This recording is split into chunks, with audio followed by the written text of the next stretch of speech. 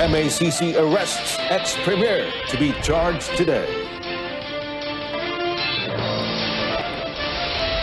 Grand Royal Whisky, source of methanol poisoning.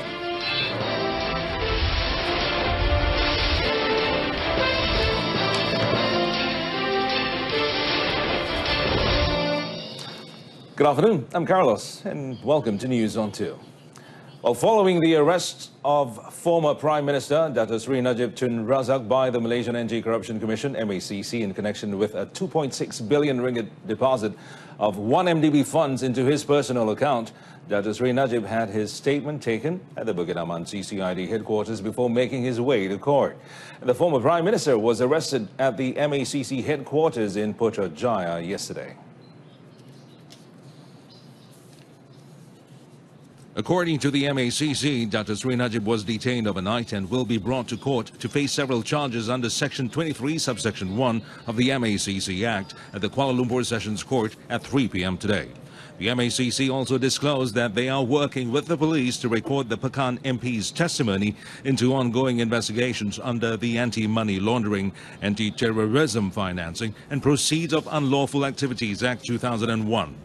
Dato Sri Najib, 65, the first former Prime Minister in the country to be charged in a court of law, was first arraigned in July with 3 counts of criminal breach of trust and 1 charge for abuse of power involving some 42 million ringgit allegedly funneled to his private bank account from former 1MDB subsidiary SRC International Sendirian Berhad.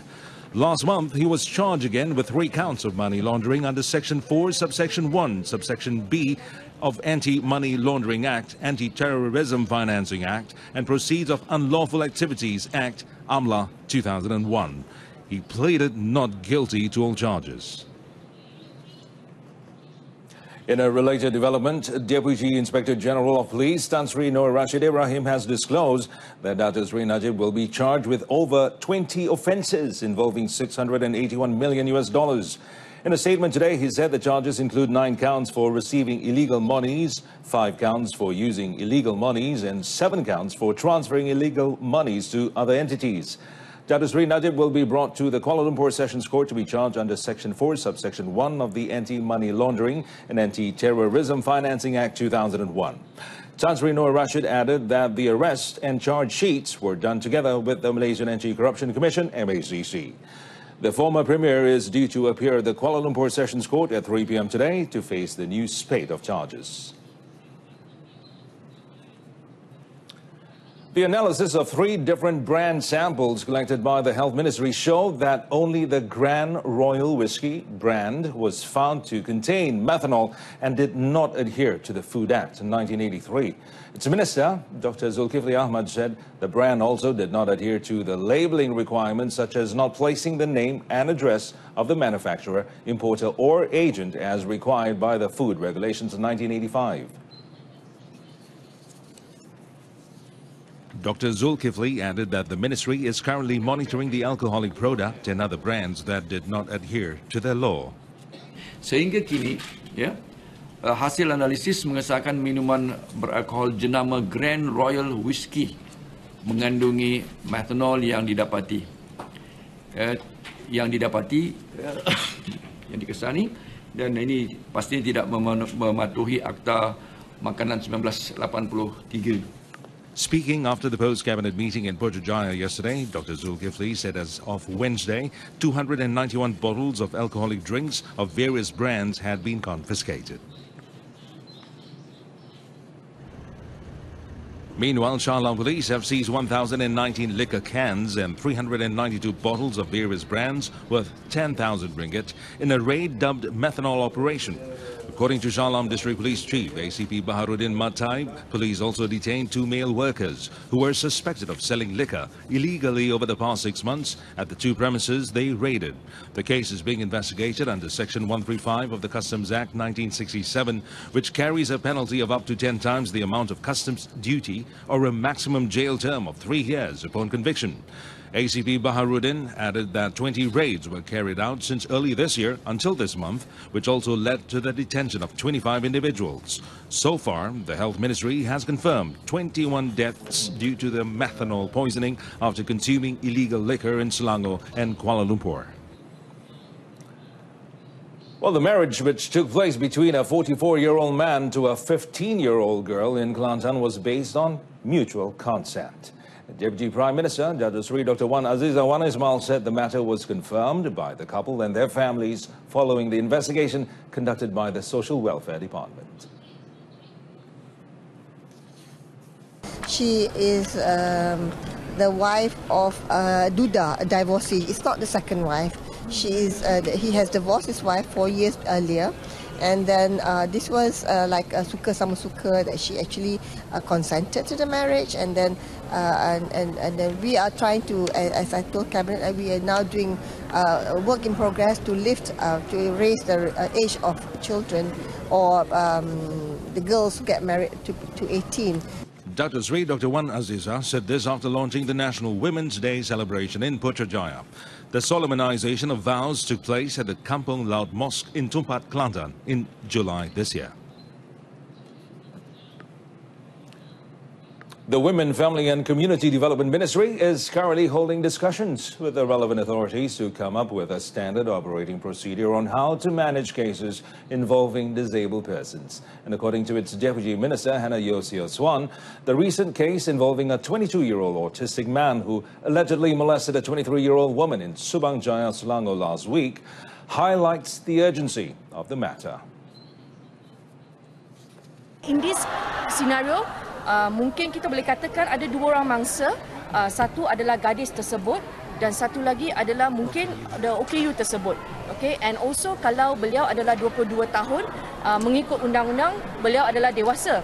Tetapi kalau beliau adalah orang OKU, okay, but the mentality is younger. Okay, how do you deal with it? Does it still fall under Child Act? So semua SOP ini akan diketatkan dan diteliti oleh JKM bersama kementerian dan pihak berkuasa, terutamanya polis.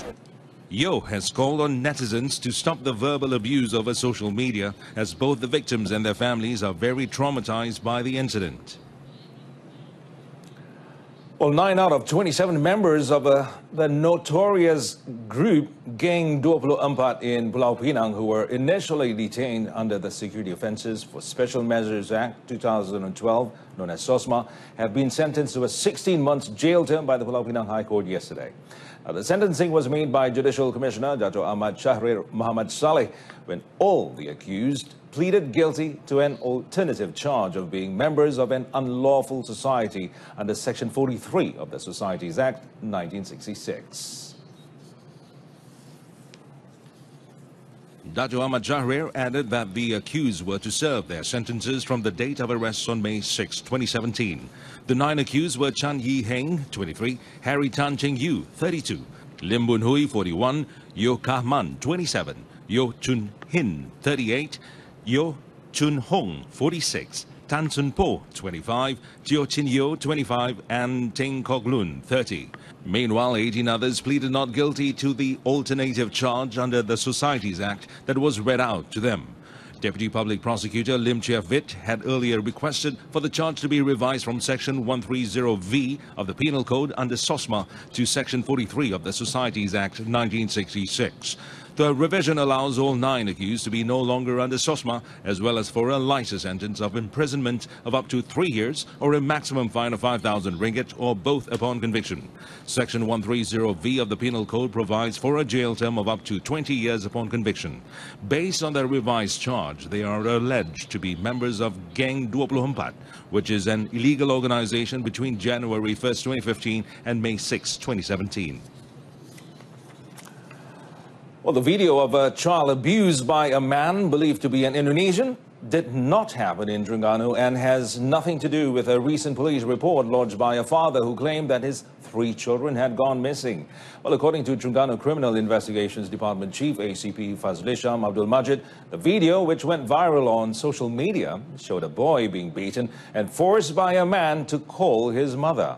Now, ACP Fazlisham said, well, so far no police report was received of any kidnapping incident in Terengganu, and a police report lodged by a father was the result of a misunderstanding that led to his wife absconding with their 3 children. ACP Fazli Sham said police took a very serious view of the irresponsible actions of some people who shared the video. He also reminded the public to seek confirmation and not to be duped by what inaccurate information usually virals on social media. Well, 3 Thai national youths between the ages of 16 and 17 who were victims of human trafficking were rescued by police in an operation codenamed Ops Noda. And the operation was held at an entertainment center at Jalan Bagan Luan, Butterworth, Pulau Pinang. Well, Seberang Prayucara Police Chief ACP Norzaini Muhammad Noor said all the teenagers were working as GROs in the entertainment center. Well, meanwhile, in the same raid, 13 Thai nationals who were also working as GROs and a local man who was the guard of the premises were also arrested. Now, all the GROs between the ages of 20 and 40 were found to have misused their social visit pass. In line with the call made by Prime Minister Tun Dr. Mahathir Mohamad, who is aiming for a corruption-free government, the Malaysian Anti-Corruption Commission, MACC, will display the asset declaration of Pakatan Harapan's cabinet and parliamentary members early next month. The declaration will be displayed in its portal on October 1st. Now, its Deputy Chief Commissioner Prevention for Dato' Samsun Baharin, Muhammad Jamil, said it is the first time such a move has been taken and added that all Pakatan Harapan cabinet and representative members to make their declaration to the Prime Minister's Department before a copy was sent to MACC to be displayed online. Now, to date, MACC has yet to receive the complete list of declarations. In the wake of the resignation of Umno Supreme Council members Dato' Sri Mustafa Muhammad and Dato' Sri Anifah Aman, the opposition party president, Dato' Sri Dr. Ahmad Zahid Hamidi, said they should not have resigned as they were elected by the people based on their trust in UMNO. And according to Dato' Sri Dr. Ahmad Zahid, he was disappointed over the move, especially at a time when the party was being tested. Now, in a statement yesterday, Dato' Sri Dr. Ahmad Zahid urged party members to be sincere and have the fighting spirit in ensuring the continuity of the party struggle. Well, he said that the 14th general election in May, UMNO had undertaken various efforts to restore the people's confidence in the party's struggle and to enable it to rise again. Well, Dato' Sri Dr. Ahmad Zahid added that it was improper for the leaders who resigned to cite the party's weakness for their personal agenda. Nonetheless, he said UMNO respected their decision and accepted their move. Well, coming up, change Takata airbags before get blacklisted. That and more coming up. The ministry has given its last warning to Honda, Mazda and Subaru vehicle owners to change their Takata airbags by the end of this month. Its Minister, Anthony Loke Siufuk, said failure to do so will cause them to be blacklisted and unable to renew their road taxes. A total of almost 409,000 reminder notices have been sent out to the owners of the vehicles involved. However, only around 71,000 or 17.43% have changed their airbags as told. Kalau notis ini dikeluarkan, kalau mereka tak menghiraukan notis ini, maka sesiapa yang tak menghiraukan notis itu, selepas masa sebulan, kita akan memulakan proses menyendarai hitamkan kenderaan-kenderaan itu untuk Honda. Meanwhile, as for BMW, Mitsubishi, Nissan and Toyota vehicle owners, Loke said a grace period of additional 2 to 3 months will be given as their service centers currently lack supplies. He said this at a press conference held in Putrajaya. Loke had earlier met with vehicle manufacturers who are involved to create a comprehensive plan of recall and stock airbag. A total of 9,011 women have registered for the iSuri scheme under the Employees Provident Fund EPF as of 12 September. And Deputy Prime Minister Dato' Sri Dr. Wan Azizah Wan Ismail said the total number is an increase of 4,646 recipients compared to last month. Dato' Sri Dr. Wan Azizah said this indirectly proves that women are now more aware of the importance of social security. Skim kumpulan wang simpanan pekerja untuk suri, iaitu iSuri, yang telah diumumkan pada 8 Ogos 2018 tahun ini adalah merupakan skim bantuan bersasar untuk menggalakkan suri rumah menabung sebagai persediaan hari tua ketika menghadapi kesusahan dan ditimpa musibah seperti perceraian, kematian suami hilang upaya dan lain-lain kemungkinan. The registration for iSuri, which is part of the Pakatan Harapan Manifesto, began on August 15th. Dato' Sri Dr. Wan Aziza said this after launching the National Women's Day Celebration 2018 in Putrajaya. The first Global Islamic FinTech Summit, GIFS, vision is to bring together major stakeholders from Islamic finance hubs to advance the Islamic FinTech industry. And according to its founder, who is also the Chief Executive Officer, CEO of El Mongos, Abdul El Mohaimin Mansi, GIFS 2018 will be the platform to engage Islamic economy with FinTech. Right.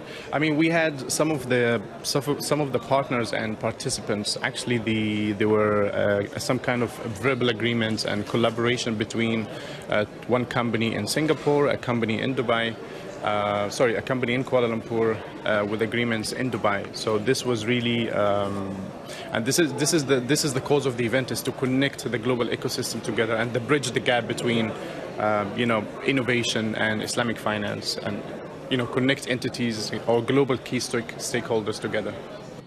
Over 400 delegates and 15 international and local media outlets attended the event hosted in Kuala Lumpur, which is one of the leading Islamic finance hubs in the world. Sukma football event after edging Kedah 2-1 in the final of the 2018 Sukma at Perak Stadium last night.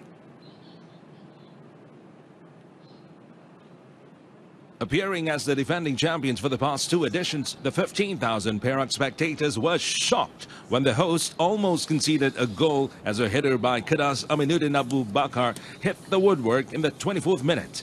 Kedah again made some dangerous moves in the 37th when Muhammad Hidheru slammed the ball slightly away from the goalpost in the 37th minute. In the second half, Kedah finally found the net in the 64th minute via midfielder Muhammad Fadrul, Daniel Muhammad Nizam. However, 3 minutes later, Perak succeeded in equalizing the score when Muhammad Alif Safwan Muhammad Salhuddin slotted in a cross from Muhammad Nazirul Afif Ibrahim. The equalizer inspired the Perakians, and in the 71st minute, Muhammad Ashraf Mat Pushni blasted the ball in a melee at the goal mouth for the winning goal. Perak had won the Sukma football event in the 2014 and 2016 editions. Meanwhile, in the bronze medal decider, Sabah beat Terengganu 2-1 at the Manjung Municipal Council Stadium in Lumut. Well, Terengganu have proven their power in relay by claiming the gold medals in both the men's 4x100 meters and women's 4x100 meters at the 2018 Malaysia Games at Perak Stadium yesterday. Their men's squad of Abdul Wafi Roslan, Ahmad Firdaus Zakaria, Muhammad Said Fuldin Rizwan, Muhammad Arifin, and national sprinter Muhammad Zulfikar Ismail crossed the finishing line in 40.21 seconds. The silver medal went to the host quartet in 40.40 seconds, while the Sabah squad took the bronze medal in 40.42 seconds. Meanwhile, Terengganu's women quartet, led by Azrin Nabila alias Nurul Alisa Azman, Nurul Wardatul Huwaida Muhammad Hamka, and Siti Nur Zulaika, also powered to a golden finish in 47.01 seconds. The silver medal went to the Sabah squad in just 0.5 seconds behind. Kedah bagged the bronze medal via 48.74 seconds. And with that item, we conclude this afternoon's news on 2. Now, top story. Ex-Prime Minister Najib to be slapped with over 20 money laundering charges. If you join us again at 7 this evening, I'm Mamin Carlos, and from all of us here at RTM, thanks for watching.